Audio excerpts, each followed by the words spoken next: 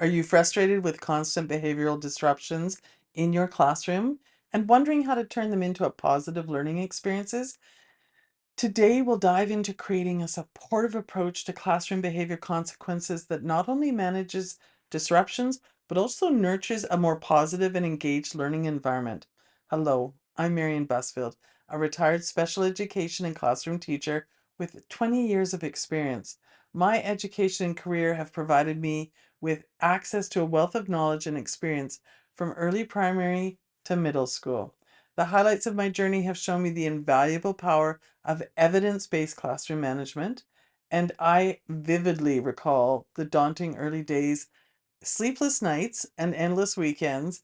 And I'd like to share with you what I've learned to spare you some of the same struggles. So if you're ready to transform your teaching experience, let's get started. Positive reinforcement in the classroom is a passion of mine. It was something I had to learn, definitely. Um, my initial reaction was to correct out of feelings of concern for an individual, but that can come across as very critical. And so I've had to do a lot of work, and so I know that if you embrace it, you can do it too. And boy, if you want a classroom full of students who are kind to each other, they thrive, they develop a growth mindset, positive reinforcement is key. So I encourage you to embrace positive change. So let's start by discussing the difference between punishments and consequences. Remember, consequences are just the natural outcome of any action, applying to both good and bad choices. And our goal is to guide students towards making positive choices or appropriate choices with ample support from us. So we're looking more at educating our student than punishing our students. So classroom expectations is also one of my five classroom management pillars. And when hopefully you're setting your classroom expectations together, students learn what is expected of them and how they should behave. This sets the foundation for proactive classroom management. So you are providing the what they should expect and how it should be implemented or manifested in their behavior. So positive reinforcement in the classroom is affirming effort positively. You're acknowledging and affirming your students' efforts even when mistakes are made. This approach strengthens their understanding and commitment to making good choices. In truth, what you're doing when you're affirming what they do right is, first of all, you're saying, I see you. You're saying, oh, I can see that you're trying hard. And you're also teaching them what you're expecting.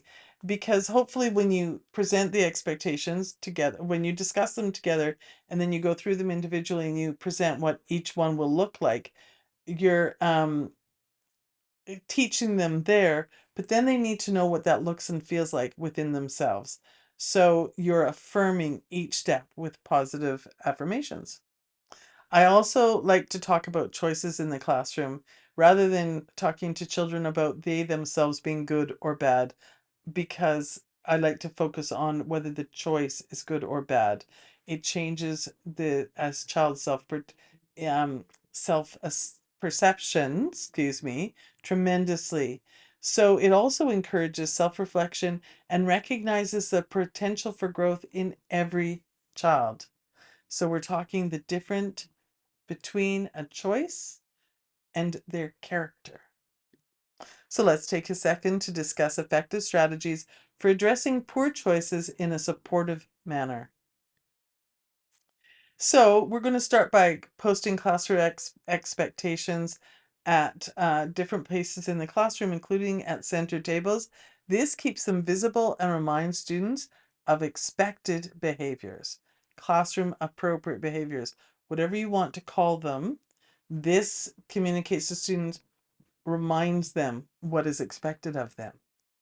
And just like at the center table, you're going to make classroom expectations visible. Place them near doorways for lineups or transitions to recess, to chapel or music, reinforcing positive behaviors across various activities. Just I've created, and in my store, little 8.5 by 11 posters, because we do like to create the full page, anchor charts. You can't even see my hands anymore. But if you want to have more of them up to remind the students specifically of what's expected in each situation, then you're going to want smaller ones. And so I would have one right near the door with the student lined up, so we could talk about expected behaviors in stall hallways. Before students were allowed to go out at recess, we talked about what lining up looked like. And this happened at the beginning of the year. And then we continued to practice it. I would post expectations at carpet to reinforce expectations during carpet activities. If you remember to do a classroom expectations review, you are sharing expectations prior to hands-on activities, subjects like science, math, social studies, to promote focused engagement. Does this have to be done all year? Not in my classroom, but you're going to do it until the students can tell you what's expected back, and you see that they're fairly consistently following it, then you can taper off. And I mentioned earlier, you want to teach classroom expectations and show students what meeting expectations looks like. Demonstrations help clarify desired behaviors and set clear examples. So you introduce the expectation. You have you ask for volunteers in your audience to demonstrate what it does look like. And then you ask somebody else to demonstrate what it does not look like. And then you come back to a third person and demonstrate what it does look like. And through that process, your students really should get a clear example of what the expectation is.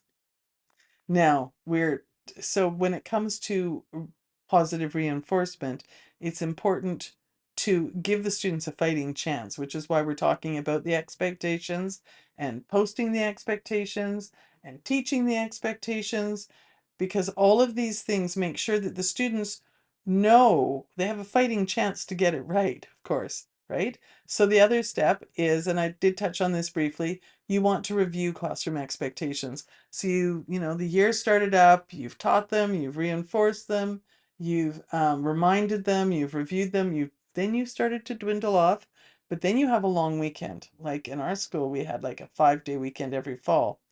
So we would come back and I would review them quickly, just a quick 15, 20, maybe 30-second review before an activity or before lining up, saying, hey, we're still here. Nothing's changed. Might have been wild at home, but we're back to our rules. After long weekends, after your long breaks, just a quick brush up, maybe review them for a day or two if that's necessary. Maybe just a reminder the first day, Bob's your uncle. You're also going to teach those students how those expectations relate to specific classroom activities, helping students understand when and where expected behaviors apply. I actually had a student, turned out just a lovely boy, but I'd heard from his prior teacher that he struggled with behavior. And so we'd done the expectations. He asked a few questions, and then, we were getting started our first week, and there was an incident outside of the classroom. So I called him up quietly and we chatted about it. And I said, so how does that fit in with, we are respecting each other? And he said, oh, well, I didn't understand that you meant there. Like, are you talking everywhere? And I said, yeah, we're talking everywhere. And so all of a sudden he's like, oh, and he puts these expectations into context of his real life. This time at the carpet where we talked about them wasn't the beginning and the end of the activity. This set of classroom expectations was to permeate his time in my classroom, and he needed help making that that extrapolation of the standards. So, relating expectations to specific classroom activities really helps your students. All right. So now you're going to celebrate student successes.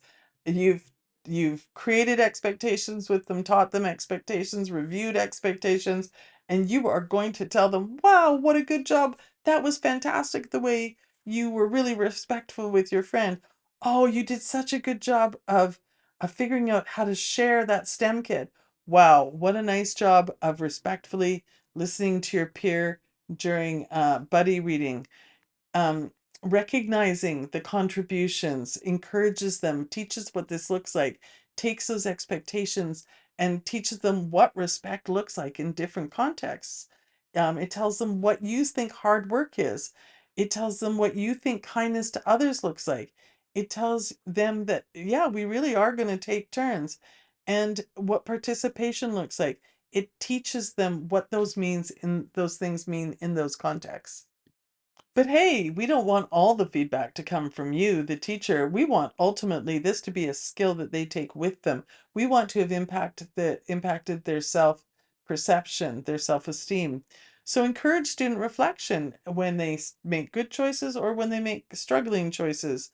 Uh, Refer back to expectations with questions like, how does this fit into our classroom expectations? Have them write on that and reflect on it and say, what could we have done differently? Or what are you really proud of having done? We often did reflections when we came back from field trips because, that's a real extrapolating of classroom expectations. So I got them to give themselves affirmations. you know um, how were you with the people at the field trip? How did you behave in the bus? How did you respond to the parent supervisor? How did you, like, these are all reflections. How were you? And it's very affirming. So now we've talked about the classroom expectations and how to reinforce them and teach them, and you're teaching them and reaffirming them with all this positive language. Wow, good job walking down the hallway quietly. Wow, good job getting back from the bathroom quickly. Wow, what a silent class when we were listening to the librarian share. Wow, I really appreciate your hard work when you were doing coloring in all the white spaces in your artwork. So we've done all the positive reinforcement that's reinforced all of the expectations. And then sometimes there has to be a consequence for a poor choice. So you're going to incorporate structured, supportive consequences to empower students to make thoughtful choices. And these will hopefully guide them towards becoming responsible with their own actions, their own works.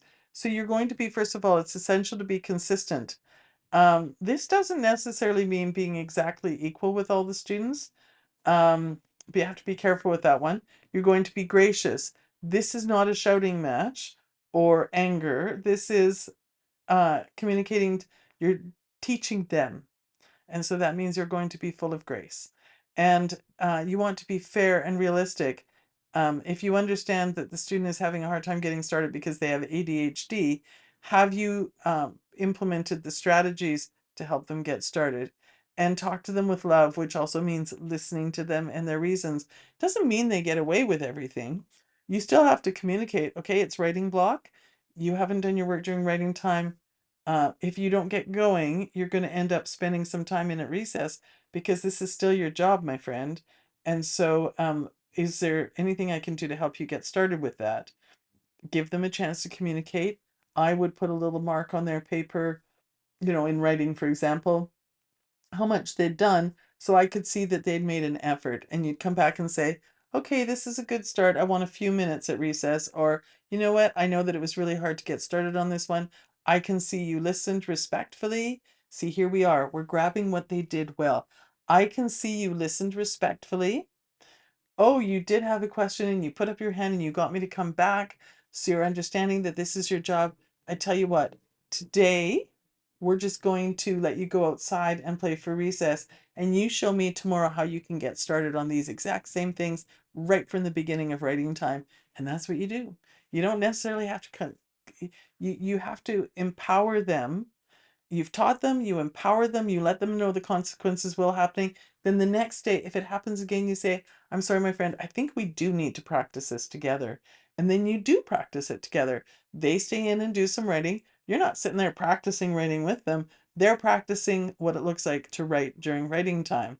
And trust me, they want to get outside. They're going to get straight to work. So you're going to give them, like 5 minutes out of a 20-minute recess, and you go, wow, you really got to it. I really appreciate that. Why don't you go spend some time outside now too? We don't want to lose the whole recess. Hopefully you don't have to ever give them an entire recess. That's going to depend upon the student. But this is a way of lovingly communicating the boundaries and affirming their efforts as they take steps forward, but also letting them know that they are responsible for a full writing block. And again, it's going to depend and be unique to each student and their abilities. whether it's academic abilities, whether it's ADHD ability, they're struggling with ADHD, whether they've got dyslexia, like there's all sorts of things that are going to impact this. You have to be specific to the child. Okay. So when we talk these reinforcements, we're talking positive ways to reinforce classroom expectations. Remember, effective classroom management relies on building relationships and empathy. Challenges are opportunities for growth for both you and your students, because using positive reinforcement takes a lot of remembering. If you're changing your own patterns of speaking and behavior, it's hard work for you. Give yourself grace. You're going to pursue the transformative power of positive reinforcement and celebrate even small victories for you and for your student.